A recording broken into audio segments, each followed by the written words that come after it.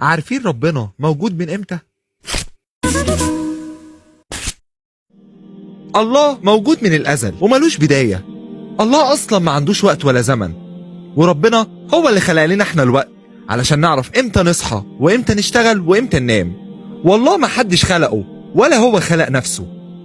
وقبل ما ربنا يخلق الكون كان موجود لوحده ومكتفي بذاته، وقعد لوحده أزمنة ودهور ملهاش أي عدد، وده لأنه مش محتاج لخليقة. وبعدها بدأ الله يخلق.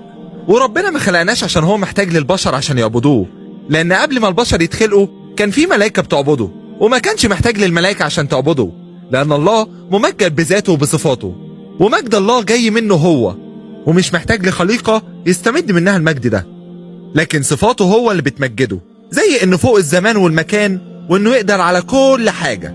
ولو سألنا نفسنا طالما الله مش محتاج لخليقة، طب خلق ليه الملائكة والبشر والكون الكبير اللي ملوش آخر ده؟ ببساطة لأن الله صالح وأنعم بالوجود على كائنات ما كانتش موجودة، ومن تواضعه إنه ما سمحش إنه يكون لوحده، ولكنه أوجد خليقة تانية جنبه.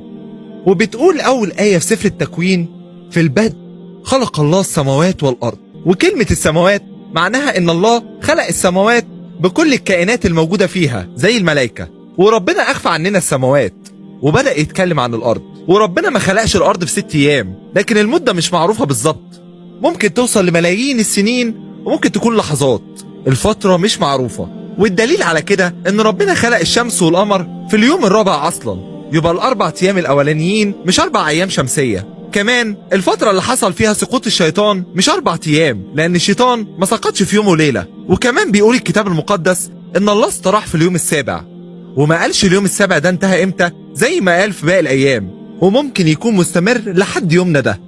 وبكده لما العلماء بيقولوا ان الارض اتكونت في ملايين السنين، فالمدة المذكورة في الكتاب المقدس الخاصة بفترة الخلق هي عبارة عن فترات زمنية مش معروفة، ربما تكون ملايين السنين وربما لحظات. وهي دي إجابة ربنا موجود من امتى. وانت كمان صلي معايا وقول: يا رب، لاني بحبك قوي، حابب اتعرف عليك اكتر، قويني يا رب واسندني، اقف معايا وخلي بالك مني، ابعد عني هم العالم وخليني اركز معاك انت وبس. خليني معاك انت دايما، وحل كل المشاكل يا رب، وابعد عني كل شر وكل هم وكل تعب.